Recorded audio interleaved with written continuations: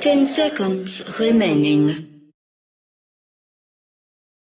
5 seconds remaining.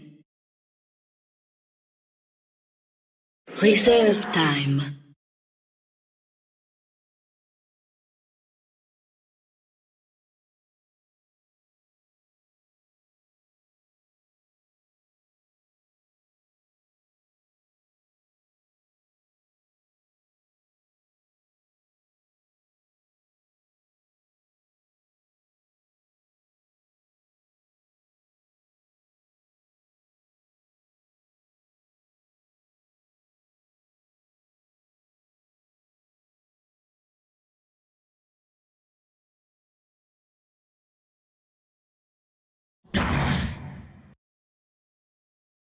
Radiant team, ban.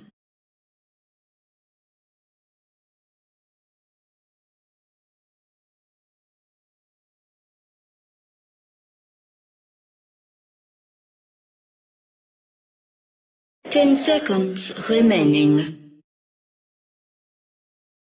5 seconds remaining. Reserve time.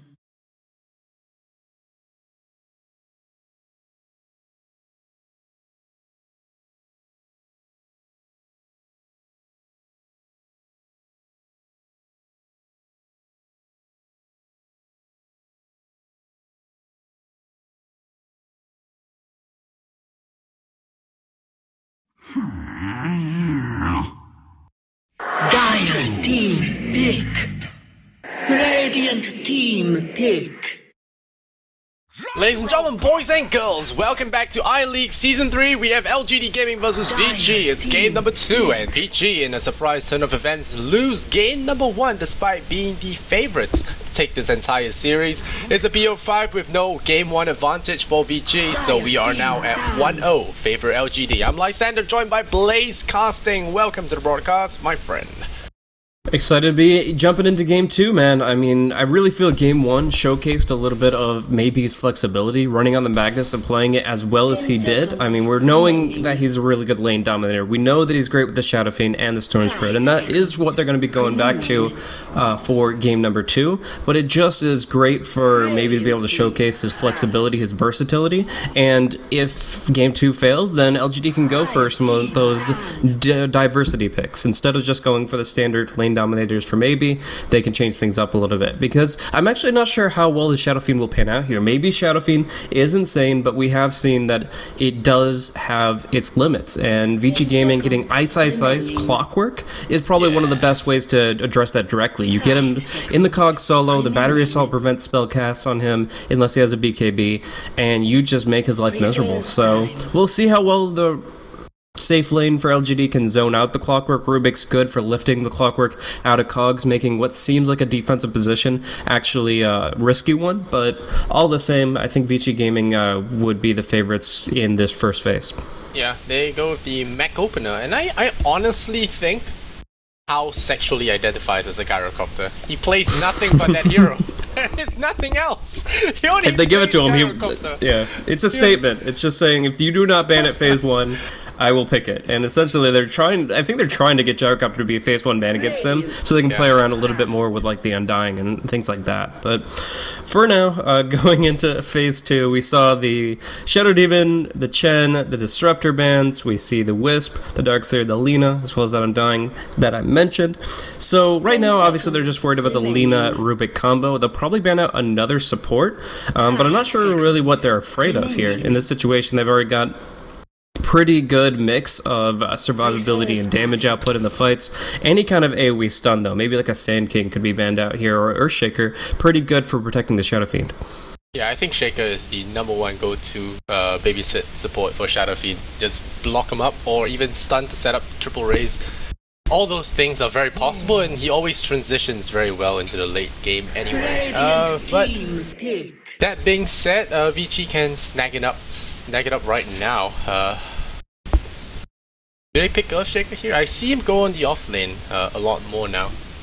Well, And it depends on what LGD want to do. I mean, Yao has so many heroes that he's actually really good on.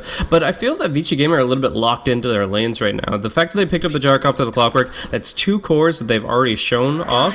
Whatever FY and Fenrir pick up, it'll be synergistic for the team, but it's not all that threatening. So, like, for example, what I mean by that is that now LGD don't have to worry about, like, a Ice Broodmother or anything like that. They know what they're facing in the safe lane and in the off lane. That's going to be the damage threats coming in from the Clockwork and the Gyrocopter.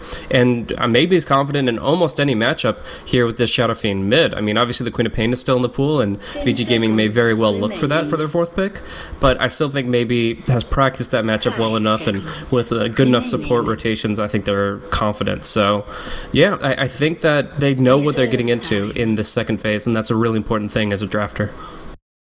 Yep, certainly the Witch Doctor, though.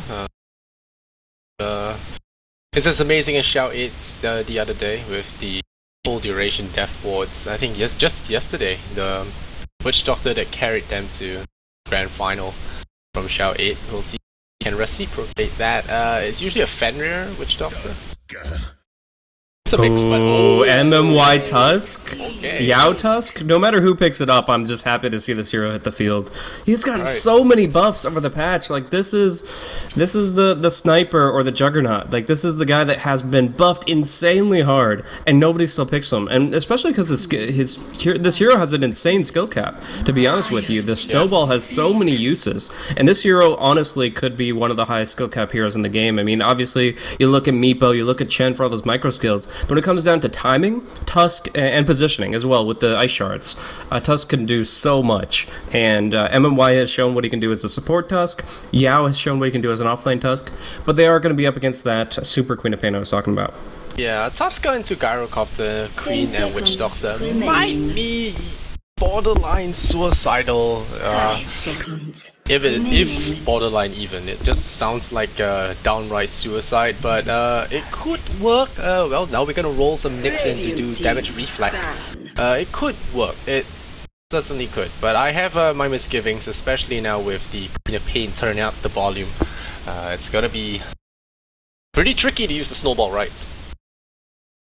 Yeah, it's difficult, but Yao's going to be going on the Nyx Assassin, it looks like, so this will be MMY's Tuscan. If you're looking for somebody to know the timings, know the positioning of this hero, it's MMY. This guy, I mean, there are some Chaos players that play him quite frequently, but in the Eastern scene, MMY is pretty much, he's writing the book on Tusk in the newest iteration, with the snowball and everything being the way it is. So, yeah, I'm actually really excited to see what MMY can pull out on this hero. I think we're going to be seeing some surprising plays from him, and it might be enough to catch Vici Gaming off guard, but that Nyx Assassin in the offlane, it does seem like it's going to be pretty powerful here. I mean, the Spike Carapace is really good against all this AoE, and the Sonic Wave, of course, is a big ability to reflect back at the Queen of Pain. Mana Burn's going to be good against the Intelligence heroes. I think the biggest combo that you can get, though, is if the Nyx Assassin is inside the Snowball. Because generally the response to a Snowball is wait until the Snowball breaks out, and all those heroes are ready to be AoE'd down, and then you just knock them out. But with the Spike Carapace, once it gets maxed out, you actually just hit that as soon as you come out of the Snowball, and everybody gets exactly one spell, or one instance of damage against you, and then you might be able to turn it against them with all that stun, with all that damage. So I'm actually pretty excited to see what they can do with this combo. Yeah, the Nyx Assassin might be a counter stun once, but ultimately I think you shouldn't be looking to use the snowball to roll in the middle to late game. Early game it's fine because everyone's in their lanes, they're alone, it's okay. But later on I think the snowball should be used defensively or as a initiator of just 1 or 2 instead of the entire team. He could go in alone, I think, because bringing in his entire team apart from Nyx would be a danger. Yeah, I mean, it really comes down to positioning how they want to take the fights. Interesting Naga Siren Band coming out here, and Kid was going for a late game build up. They have the hookshot to cancel out the song BOT, but it's still something that they don't want to have to be frustrated by. The Radiance Burn obviously decent in this game, but I don't think that was a particularly destructive pick. I mean, Requiem on top of Song does sounds pretty scary, but that's about it. And we're actually going to see them let it go with Crystal Maiden as their other support. So between the Witch Doctor and Crystal Maiden, they both have very powerful ultimates that are really strong when you channel, The Witch Doctor does not get countered by Spike Carapace, the CM does. Without a Chen or Enchantress on the field, I'm actually really surprised to see the CM come out here. Okay. Well, there's the magic. Yes. Juggernaut is gonna be picked up again. I called it wrong, by the way. MMY is going to be picking up, unless they swap, MMY is picking up the Rubik, Xiao 8's going to be running the support next, and Yao will take Tusk to the offlane, as he has done a handful of times. Yeah, Tuska does seem like the optimal offlane hero. You want to get more levels on him, I think. Although Nyx Assassin arguably could be level hungry as well. Do they go dual lanes here, do you think? 2-1-2. I think Juggernaut can hold his own against the Clockwork, especially Rubik. Rubik is excellent against Clockwork because of his ability to throw the Clockwork out of his own cogs, and as a result, Ice might end up trapping himself instead with his own power cogs here against the Juggernaut. So I think it's okay to have Jug and Rubik on one, and Tuska Nyx on a roaming kind of.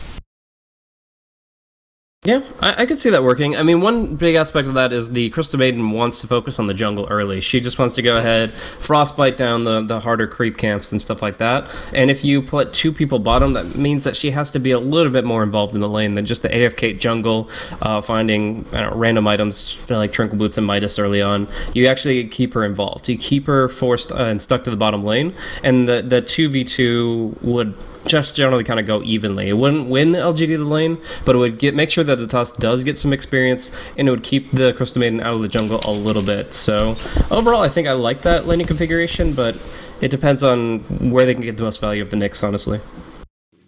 Yeah, alright, so we have a little bit of a pause, and LGD versus Vici, finally a Crystal Maiden with the Arcana.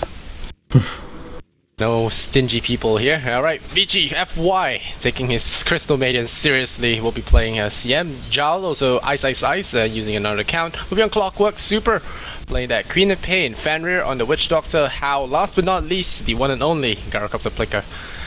LGD is all yours. Yeah, looking over at LGD. For now, we're looking at Xiao 8 running on the Nyx Assassin, MMY on the Rubik, maybe on the Shadow Fiend, leaving Styler to play the Juggernaut and Yao to play the Tusk. There is potential for swap play between a couple of these heroes here, but I'm not so sure. Like, Xiao 8 and Yao would be the swap, and because of the Mango Nyx Assassin is really good, but it looks like it's probably just going to be Mango Tusk, and I don't know. We'll see. Yeah, but Mango Nyx Assassin just feels so right with the base regen, of course. Exactly. But it looks like it is going to stick to the player and hero that we referenced before, and yeah, we'll see how maybe decides to build himself. Right now he's got stats, just double branch, the circlet, probably getting a couple of pooled tangos, and then he'll either, if he can go rush straight for the bottle, that's great, and later on he'll look for maybe a magic wand, because he does have the perfect items to start and build into that. But first and foremost, it looks like they want to invade the jungle a little bit here. Do they have any sentries? No, just the split observers. They're going to try to make sure that the bottom lane is secure. Yeah, they're going to group up. They have great level 1 fight, especially if the Tuska. Snowball will do a lot of damage if they get a 5-man roll in. So, Crystal Maiden, you see FY actually going to the top lane, immediately plant down this ward, make Ice's lane a little bit easier. And like you mentioned, no sentry ward, so there will be no dewarding action going on here. So we'll see if it's a 2-1-2 for LGD. But it does seem to be just Yao going to be soloing, I think. Securing the rune and then soloing with... No, it looks like Xiao 8 is here, so he might decide to join his friend on the bottom lane. So I'm actually curious how Yao is going to build this Tusk. Obviously, they wanted it to get more experience, or they wouldn't have put it in the offlane role. They would have put it in support. My preference is actually for Tusk offlane and getting like something like an earlier Blink Dagger or something like that, but we have seen plenty of Phase Booth Drums of Endurance builds. So the way that I look at it is a quick jump in, a quick response. If you get caught out inside the cogs, for example, you can blink into the cogs and snowball that Clockwork and buy yourself time where that person that's in jeopardy is suddenly perfectly safe. So I like the blink play, but honestly, whatever allows Yao to move about the battlefield, and yeah, we'll see how he skills, because it could be like a 1-1-3, taking advantage of the Frozen Sigil, or if he feels that that's going to be killed off too easily, then he'll go for something more like a maxed Snowball to get that extra stun duration. Certainly. We have maybe going level 1 raise to get that early lead over Super, just punishing him with nuking early on and forcing him back before securing that very early bottle. He needs 2 more last hits and he should have more than enough mana to secure that. And Winning the block was a big deal for him as well. He does get the advantage of getting last hits, and as I say that, he missed 2 in a row. So, I mean, we're going to see the Shadow Fiend go off to an early start here. Maybe gets just the early raise stacks, and now he's going to get the Necromastery stacks. So, still going to be edging out Super a little bit here, and I think this is going to be, I mean, this is a very fast bottle, for example, so this is going to be a pretty good lane, I think. Yep, it is a 2-1-2 lane, so LGD, they don't want to leave this Tusker in the lurch, and Xiao 8, he really loves to play this Nyx assassin. There are very few pros in the scene that actually love to play Nyx, so you know them for their Nyx play. One of them is Muchi and the other one is Xiao 8, I think. Oh no. Trap here on How from the Ice Shots. I actually think this is going to be a pretty passive lane. I don't expect kills to come out until like level 4 at least from in the bottom lane. This is mostly going to be defensive, poking and prodding, but not really finding an opening unless Vici makes a huge mistake. But mid lane's actually really interesting for me because maybe he's actually gotten off to a decent start here, got the bottle out, is up to 6 Necromastery charges. I feel like Super has to be very aggressive now. I think he has to be Shadow Striking whenever he gets the chance and playing this matchup extremely aggressively, or he's actually going to lose just a little bit by the damage that's being built up by maybe with this Necromastery continuing to accumulate. Well, the Queen of Pain, all he needs is one rotation from the Crystal Maiden, who has a Smoke of Deceit ready. She's just gonna grab 1 or 2 more big creeps. She has already stacked it up, so just frostbiting another Centaur should bring her over to level 3, and with the 1-on-1 she can gank maybe very successfully. Especially since he just got his bottle, he doesn't have boots yet, he hasn't built into the match 1. I think it's a key timing attack that he can get here. Well, he's a little bit short, so well, forced to pull one more wave, I think. Or maybe just edge close to the mid lane and get that level 3 time for smoke. One thing I want to note real quick is that Sylar's actually going for a different skill build on his Juggernaut than we saw last game. Still same hero, still same player, but he's going for already 2 points in Blade Fury. So he is not going to be going for a stats-oriented build. Maybe he regrets the lack of skill points in that earlier, or just feels it's a little bit better in this situation for getting that early kill on the Clockwork. So we'll see how that progresses. And lower cooldown. Yeah, there's a lot of great ways that that skill scales up. It's just essentially the lack of agility. Do you think it's maybe just the fact that he doesn't have Empower? Empower makes the agility 50% better in terms of damage output, so that would make sense to me, that you can kind of just say, okay, well, you're not getting the Empower, you want to prioritize skills over stats. Right, we might see a potential first blood here if it isn't for Yao actually already positioned, poised up top, waiting for that Crystal Maiden to show her face. And FY, maybe he senses this, he doesn't go by that side, he's trying to go from the middle, because the SF has actually conceded a little bit of space. Now he's going to run to the top. Yao has abandoned his post, so it could be a great opportunity for this Crystal Maiden to get a gank here. He sees Yao there on that. On the Tusker, they will scout him out now. Crystal Nova, is that gonna be it? No, they're gonna just ruin the gank here. And now SF a little bit too far out. The Crystal Nova could land. It's gonna slow him in time. It could be first blood if it's not careful. Nyx Assassin throws out the stun. Crystal Maiden in trouble. The lift up. There's 4 heroes now. The CMS first blood going the way of Yao there. He punches it and the snowball to follow. The blink away. It will award him with an invisibility rune, but a great TP reaction coming out from LGD. They will score the first kill of the game here, and that will be going to Yao, the quote-unquote off-lane Tusker. And he's now gonna sit mid and get some EXP while SF returns to base. Yeah, I mean, just kind of showing a little bit of flexibility and mobility on the map here. Xiao 8 can easily offlane in this position as the Nyx Assassin, and obviously that used to be his primary role. So, not necessarily, I wouldn't say it's a role swap, more so it's dynamic and reactive lanes. Yao knows that he can make more of a difference here defending the Shadow Fiend than the Nyx can, and so him being in the mid lane while Xiao 8's bottom makes a lot of sense, and I think that's going to be really strong now that the Nyx can scale up his Spike Carapace and feel much more safe in this offlane position. But yeah, we'll see what else Yao can accomplish. Right now he's about to hit level 3, and he's already kind of made his contribution with that bait from Maybe. I don't know if it was intentional, maybe he was just going in to help out Tusk, but getting out of position like that ended up getting them the first blood, so very profitable for them. Crystal Feeden, man. What a hero. I'm still convinced that the Maiden is not good enough to be picked yet.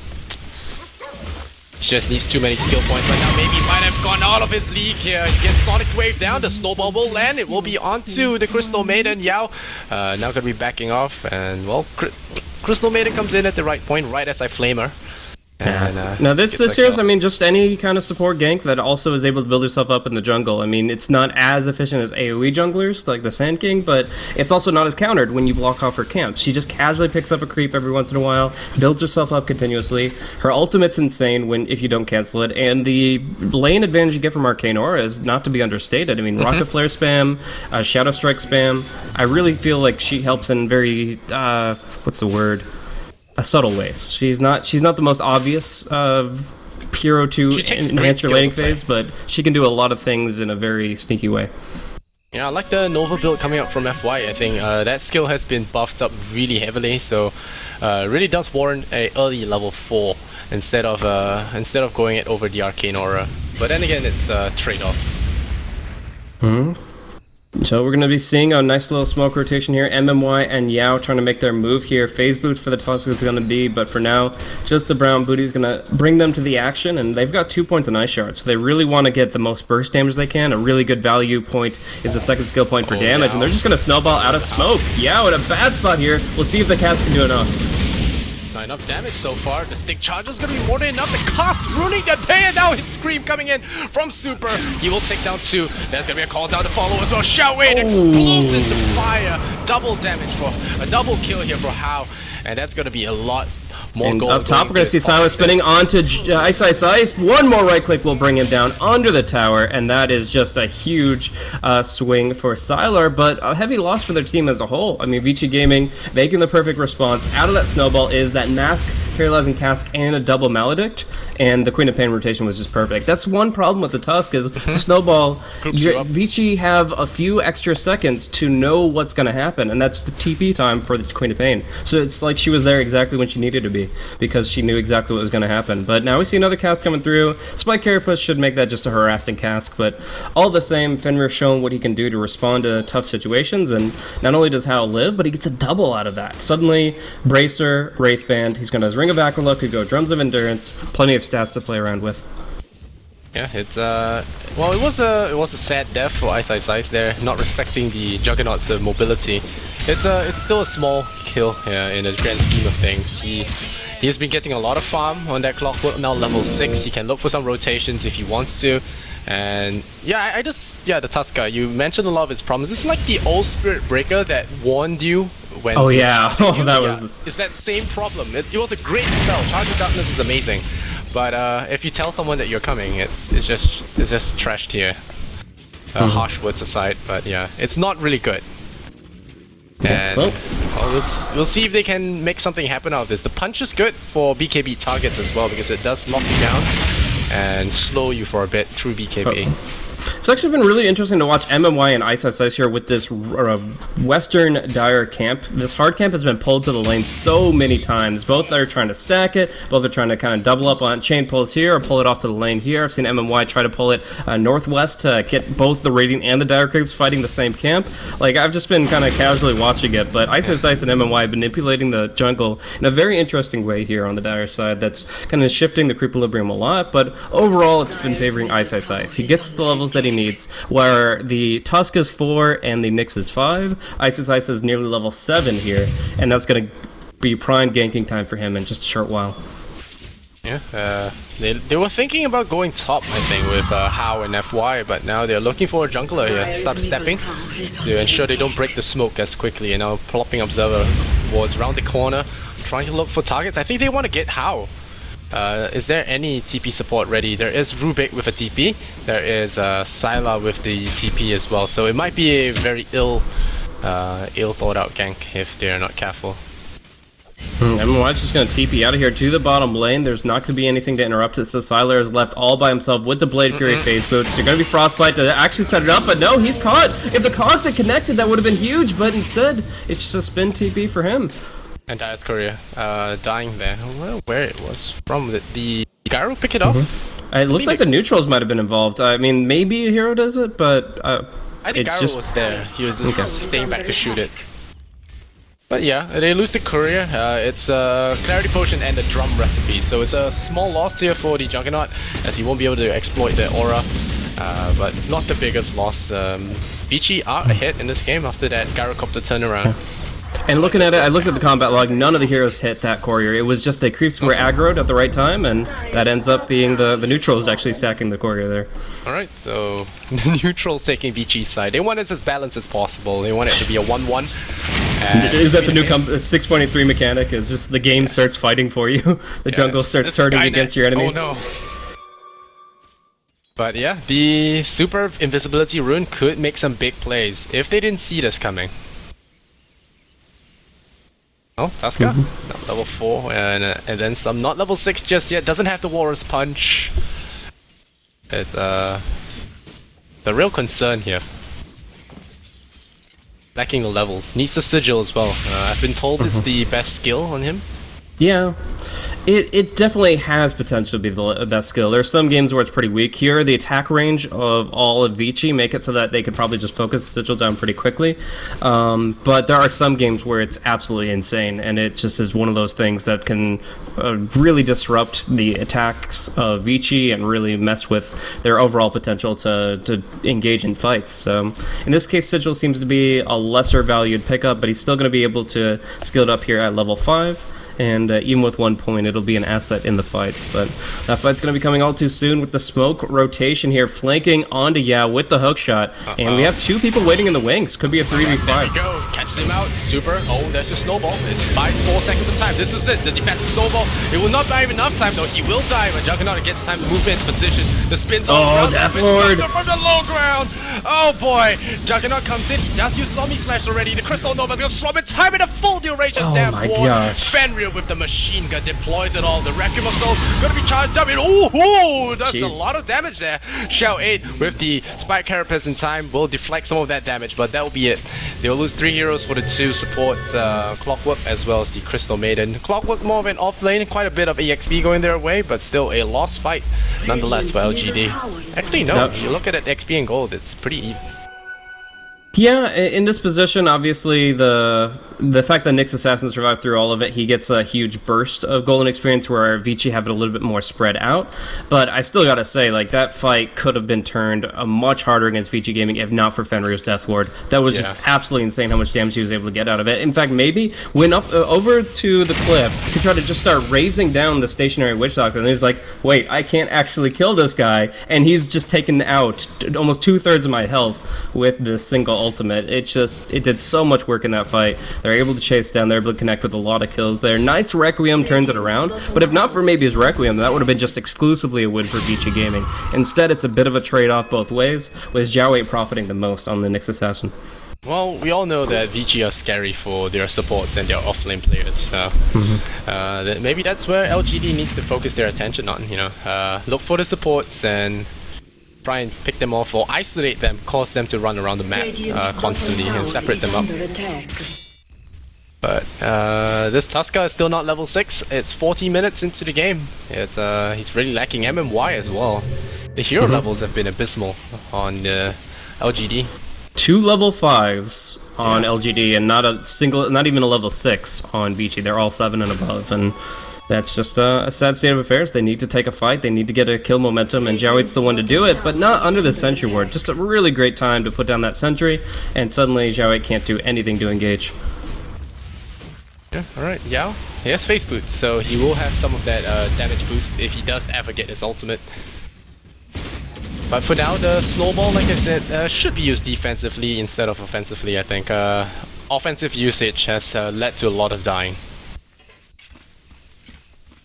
This is an interesting smoke. I'm not sure what they can actually get out of it. In fact, with the Radiant Observer Ward, they probably spotted it in the mid lane here. So Vici Gaming, they're kind of playing it safe. And honestly, LGD, they don't even seem to know which direction they wanted to go with this. Like, they seem a little bit scattered. They place an Observer Ward under an active Sentry Ward.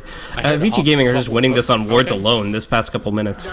Alright, looks like Ice Sykes will take the emergency exit and just peace out of the bottom lane. He fears there's smoke gang coming his way. And LGD blow a smoke for nothing. Yeah, and that's the extra farm you get from juggling Crystal Maiden. Is like, okay, well, I've just gotten 20 hard creeps that give a huge sum of gold. Suddenly, you drop out on these sentry wards. So where Nyx Assassin usually taxes the enemy supports and preys upon them with the fact that he is able to focus down low armor heroes, they just keep on massing sentries, and soon enough he'll walk into his own death. They get a free observer here down the bottom rune. Ice cleans that up, and this is just sentries spreading all over the map thanks to Crystal Maiden's income. Yeah, and you make a good point. And meanwhile, FY, with all that extra pocket change, he is affording up that Glimmer Cape. And getting it will be huge because LGD only have one non-target stun. So if they do not have any sentries when it happens, it's gonna be, yeah, let it go, like you said. Yeah, I think it's important for MMY to pick up Dust, because he can spell steal that freezing field if he can never see the Crystal Maiden, but obviously, like you said, that Glimmer Cape negates that fact. So the ideal thing is Spike Carapace countering it, but if you can spell steal it and Spike Carapace it, that's the dream right there. But they smoke again under this Observer Ward in mid. They must not have seen this placed out, because this ward is giving so much intel. Vici Gaming are absolutely winning this game on wards alone. These past 5 minutes have been just wards from FY, and they have set up so many opportunities as well as diffuse situations that would have been critical for Vici Gaming. And how many smokes are left for LGD? They have one smoke left after all that. It's coming up in the shop now, but like, this is just Vici Gaming, who are now going to have complete map dominance because they're the ones that can move. At least they get a nice observer on the top lane. Tier 1. They get the Sentry Ward to block off Ancient stacks and Ancient respawns, and they will maybe get that tier 1 trade, but I mean, it's still not what they intended to do with this smoke. Yeah, but they're gonna be trading at tier 2 if they're not careful. The Queen has actually gone for Book. I'm not sure if you've seen that. Oh, whoa, yeah, actually did not catch that, but Super getting some good farm and... Okay, never mind. Ice, about to get himself killed, but he will survive. He's got 4 staff, so he can play around a little bit, and He got Hook as well, and he wants to go in. He just wants to keep them there so they can keep pushing. Alright. Yeah, he tried for the Hook, so the Hook's on cooldown for about a minute. And the Crystal Maiden has her ultimate. It's a 700 gold. He needs another 900 to get that Glimmer Cape. Yeah. 700 to get that Glimmer Cape. The ideal scenario is you get like 2 people TPing to the mid lane to defend, and then the hookshot interrupts one, and the other person just chooses to stop their TP to help out that person. So the Ice commits himself to a 1v2, where he's definitely going to die, but it's a tactical feed where they get a tier 2 tower out of it. But in the end, the hookshot misses. They don't get any of that shenanigans going on, but they do get the smoke play that should lead to a great initiation. They've got the Drums of Endurance, they've got the vision, they've got the intel, and this should be a really good opportunity for Vici Gaming. No hook though. Oh, here comes Ice. He says, I'm here alone, gank me, and okay, they force staff away. Shout 8, looking for that stun. Does he find it? He really wants Witch Doctor. You really need Witch Doctor. Alright, no fight. So, gank over. 7 and 4 is the kill score. LGD trail. 3 kills as well as 2,000 gold in that net worth. FY though, feeling really brave and charging forward. Yeah, they didn't have Sentry Wards there. I think they would have probably had a better opportunity to get involved in that situation, but as it is, they just lose the tower. They rotate and waste the smoke and the TP scroll, and now they get Dust on Ice. So now at least if he sees that the Nyx is supposed to be somewhere, then he can kind of predict that a little bit, and not only Dust, but then follow that up with the hook shot. So a pretty good opportunity, but all the same, it looks like they've been happy to passively farm until Hao finishes the BKB in about 1,300 gold. Alright, Hao still doesn't have a lot of damage. He has to rely a lot on magical damage, so the Juggernaut will be able to spin through a lot of that, and Sylar going Shadow Blade will actually be able to get the jump on a lot of them, forcing them to buy sentries on top of the Nyx, so... Yeah. Didn't talk much about this Necro 3, but I'll go into it now that it's actually fully upgraded. Obviously, detection is huge against the wards and against the Vendetta. Now up against the Shadowblade that was picked up by the Juggernaut, so Super already countering 3 aspects of LGD's game plan with the detection aspect. But then you also get a couple of extra things. You get a nice aura that accompanies the drum really well in terms of attack speed, movement speed. And then you also get an extra things for the Omni Slash to bounce to. 2 extra creeps in the mix of things. Omni Slash is going to be dissipated that much more, and that means that you're going to be able to fight, because essentially those Necronomicons are going to soak up that damage and become an extra boost of HP for your team. Yeah, and we'll see if the Necro units are deployed in time. This time they are. They will see the Nyx Assassin. They know he's there. And yeah, the Necro unit smells blood. It says, I smell Evoc. And a hook shot here from Ice Ice Ice will find the Nyx Assassin. And that's it. Xiao 8 is down and out for the counter. Or is he? Oh, running away. Nope, not gonna run. Ice Ice Ice claims his life. And, well, Silent says, okay, back to split pushing. Yeah, with the hookshot on cooldown, Spin TP is still a get out of jail free card. Queen of Pain didn't go Orchid, so yeah, there's no threat for him. Juggernaut does have Shadow Blade anyway, so only Ice Ice Ice has the dust, and now they're gonna fight without the Queen of Pain. It could be bad for them. There comes the TP from the Juggernaut, and just get free damage onto the tower, and they will back off. So Syla TP's in, pretty much for nothing, but he needed to get out that lane anyway. And actually the creep equilibrium is amazing for the Dire right now. The lanes are auto pushing into the enemy territory, so even if they lose this fight, Vici will not be able to capitalize as much off the win.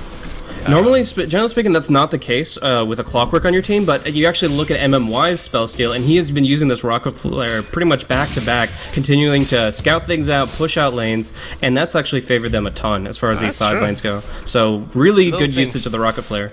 It's a tiny thing, but it really puts Vici Gaming on the defensive for this stage when LGD are looking for the smoke.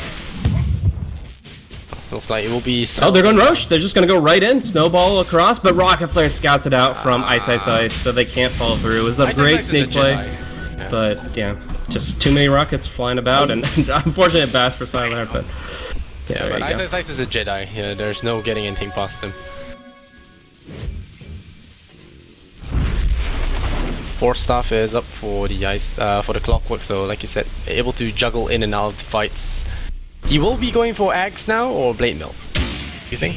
I don't think Blade Mill. I definitely don't think that. Maybe he could go for a Ghost Scepter. Obviously, he could go for the mech build still. I mean, he's got enough intelligence that it would be worthwhile, and I think mech is a pretty important thing to have against heroes like Shadow Fiend and Juggernaut. So I think Mechanism, but I mean, Axe is definitely an option if he feels he can really do work with the shorter cooldown.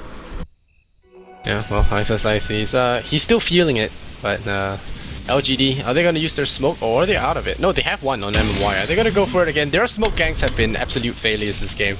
And a lot of them were just really sad. Oh, there's your snowball. It's in onto Ice Ice Ice. This is bad. They roll right onto Ice Ice Ice and they get trapped in there. The Witch Doc's ultimate punishes them with their misplay. Maybe pops their BKB, tries to man fight this Gyrocopter. He will be punished by this Necro unit, who now does magical damage, so he'll be safe from that with his BKB on.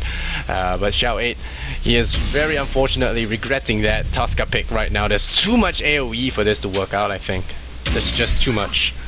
Man, that hook was absolutely insane from Ice Ice Ice. Snowball, right? Yeah, well, I mean, yeah, they snowballed in. They went for the illusion, and ulti? Oh, I don't know about this. Magic Wand! Oh, she survives! Balance item! Magic Wand is what did it there, dude. Magic Wand's the fucking Imba item. That's just, that saved getting the Glimmer Cape away, and I mean, Juggernaut couldn't have pursued that. He would have actually suicided if he had, even if he could see the Crystal Maiden, if he had pursued with the spin. That the Voodoo Restoration of Magic Wand would have made it so that Juggernaut had to actually go in full YOLO with Omni Slash and right clicks to go for the CM, and that would not have boded well. So Glimmer Cape's great, but Magic Wand was the savior there. Both of them combined together. Yeah, exactly. Create the ultimate Crystal Maiden. 1v4 easy. Nice. Runs in 1v4, gets double stunned and lives. Oh man, this item is game breaking. It's nearly along the levels of Smoke and Soul Ring. I think these items are crazy. Well, I would say it's like a 4-staff. It's just parallels pretty well as far as defensive utility support items. But I mean, it's just a new 4-staff really. It's like there were patches where you used to see everybody go 4-staff. Now you see everybody, a couple of supports going Glimmer Cape, and Xiao 8. Jeez, great cogs. Xiao 8. Bye-bye. He didn't Carapace! He had to spike Carapace but didn't see the scream coming, and he actually just straight up dies. Instead of at least leaving him on a chase. Off the keyboard, and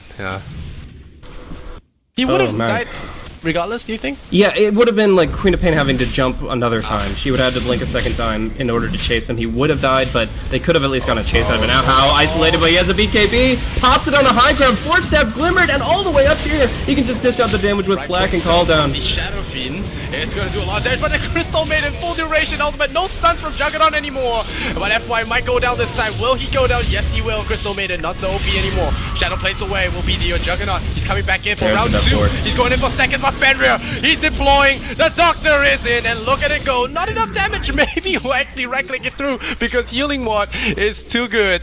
And now they're going to run in looking for Roshan. Are they going to go for Roshan? Yes, they are. There is no Healing Ward for this anymore. It's going to be Oh yeah, it's going to be up soon. for another 10 seconds. I mean, that's plenty of time to get at least half of Roshan's HP down. But yeah, I really thought the Death Ward would do more, but because you can't obviously attack the Healing Ward while you're channeling, Sylar just keeps him up, and that was actually huge for LGD. A huge swing back the other way. Now the Aegis going to be picked up by Navy. I mean, I gotta say, LGD just played that fight really smooth and were able to make the most of their position there. Isolating the Gyrocopter, maybe stayed on target against him, and I think they're still lacking the mechanism, which I think is really unfortunate for Vici Gaming. The Ghost, Isis did go for the Ghost Scepter, which is great against the Juggernaut, often good against the Shadow Fiend, but they don't have a mech, and that is very painful. Who's gonna hold it though? It would be Clockwork. Isis would pick it up instead of the Ghost Scepter, but he doesn't have arcanes. Yeah, so he'd have to rely on just the intelligence from the Force Staff, and that's not always the most reliable thing. Yeah, well, I think that was just a bad fight for them in general. The Gyrocopter, they attempted to save him with the Force Staff, but forced him onto the cliff instead. So the SF just, well, hammed on him. And Gyrocopter, he went for a more mobility defensive build. You know, the BKB first is always going to affect your damage output. And SF, he can go for it because he has that 72 from Necromastery. But Hao can't afford that same luxury, especially with Rocket Barrage and Call Down being nullified by BKB. He doesn't have a lot of damage to man fight the SF. And now Sanjin Yasha, okay. Yeah. They've been very reliant on the Queen of Pain's damage, honestly, and we're going to see a little bit of that down bottom. Sylar just goes ahead, it's okay, screw you Necronomicon, and takes that down, defending the bottom lane with Stride. We're also going to see another stack, or Sentry Ward, preventing the Ancient stacks from Hao. So Xiao Wei kind of lurking in the shadows there. Out of Vendetta, drops the Sentry, and that means that Hao will be claiming these Ancients, but not many more after that. Is Juggernaut back? Or is it just Sylar? So, I mean, it works with the tempo LGD are looking for. It works great with Presence of the Dark Lord. They're looking to fight like this in these kind of small skirmishes, jumping in with the snowball, and I think Omni Slash is just a great skill for that in general. I think Sylar's played the Juggernaut really well, and although he's not like flavor of the month anymore, he's still very viable this patch. And I think he's excellent against the Gyrocopter because of his magic immunity. Sure, definitely. It definitely comes into play. I mean, with the Max Blade Fairy, you can probably get 2 spins off in the fight, and yeah, he's been able to deal with Hao's damage output quite well. And now we're going to see a hookshot in. Okay. Alright, there's your call down. He's going to do a little bit of damage. They frostbite him up. Instant Manta. Nice Manta. Yeah, one of the downsides, or the many downsides of that frostbite, despite its long duration. And 12 and 8 now. LGD, they want to reset, come back in, or maybe retreat to farm some stacks. Shall see. They still have the Aegis, they still have BKBs. It looks like they'll clean up the Ancients here, but if they find an opportunity, I think they can go back in. They're not going to force the issue on the tier 2, it looks like, though. Then the Vici are already too ready to defend, and they're starting to get their levels that they need. Like level 11 up on the Witch Doctor, obviously up on everybody but the Crystal Maiden. And super! This time pops that BKB, Nyx Assassin! Oh! Get hit by that pure damage! Be more than enough, that super does BKB and man modes it up, and now Fenrir gonna deploy a full length Witch Doctor, oh, but this time denied by the Rubik. He'll get caught down. The Omni Slash gets run all around the place, and Gyrocopter goes down. The Queen of Pain catching the tail end of that level 3 Omni Slash as well. 9 slashes, too much, and nice. He traps them all in. It's big. The call down buyback. Triple kill from SF. It's gonna be stopped now. The Aegis is gonna respawn him in a bit. 10-second channeling. FY will get the tail end of this. Maybe gonna get frostbitten up. There's the raise, and there's a Juggernaut running right in, but there's a Frozen Sigil slowing things down. FY, you might not want to fight this SF 101, and homing missile will come. Ultra, do we hear Rampage? Do you spell 5? No, it will not. It will only be 4 for maybe. This guy, you put him on any hero. Magnus, Shadow Fiend, this guy delivers, man. I can't believe they tried to fight Maybe there. After he was respawning with full HP and mana, a Sigil was still in play, and Sylar wasn't completely out of it. They felt like they had an upper hand with like their Disables, Homing Missile, Frostbite, whatever, but this is still a hero with like 1800 HP, almost 2000 with Strength Treads, and he had the mech off cooldown, so man, that was just not a fight they could take, and it's a little bit of a feed from FY, but overall, I mean, they held their ground, they hold the tier 2 tower, they go for a fight. It wasn't perfect. Obviously, the buyback from the Gyrocopter means that that even though he got a kill and an Aegis pickup at the tail end of it, he didn't really profit from that exchange. The 60% reduction in reliable receive makes it so that he doesn't even break even, I don't think. I think he still loses out in that in general, and of course he's exhausting more BKB charges as time goes by.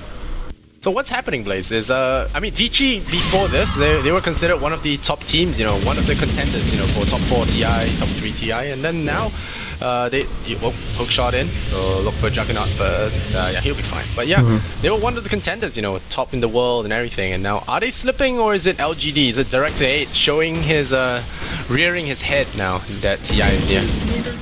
Yeah, I mean, it's a little bit of everything. I mean, actually picking off the Crystal Maiden again, that's very unfortunate. But yeah, I feel like it's a little bit of LGD really stepping up, and it is Vici Gaming losing their grasp on this patch. The fact is, all of their high-tempo strats, everything that favored Vici Gaming going into 6.84 has been nerfed to a small extent, like the Undying and the Visage and all these things that just don't work as they did at the beginning of the patch. It shows that Vici Gaming, not Fenrir, not Fenrir. Oh, the telekinesis lived. They really need him. Stun spikes him up, and there he goes. A new Pearson for him as Yao punches him into the sky. And that is 2 of your supports down. Crystal Maiden will be up in 5 seconds, but I'm not sure they can hold his base push. It's an Evil Song on his SF. He is stacked as hell, and he's got 2,000 bucks in the bank. It might be GG game 2 for Vici if they're not careful.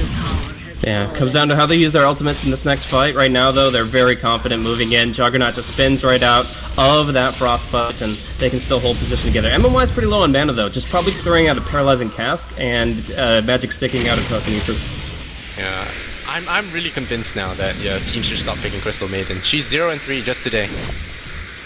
I think she's better as a Chen or Enchantress counter. I will say that. I think the value they got out of her was okay this game with their Arcanora and the Sentries, but how cannot afford to get picked off there. If they opened with that stun, he probably would die before he got his BKB off. It's very critical that there's a stun Impale doesn't hit as well, double stun. Cask as well as a lift. Yeah, so exactly. It's pretty absurd here.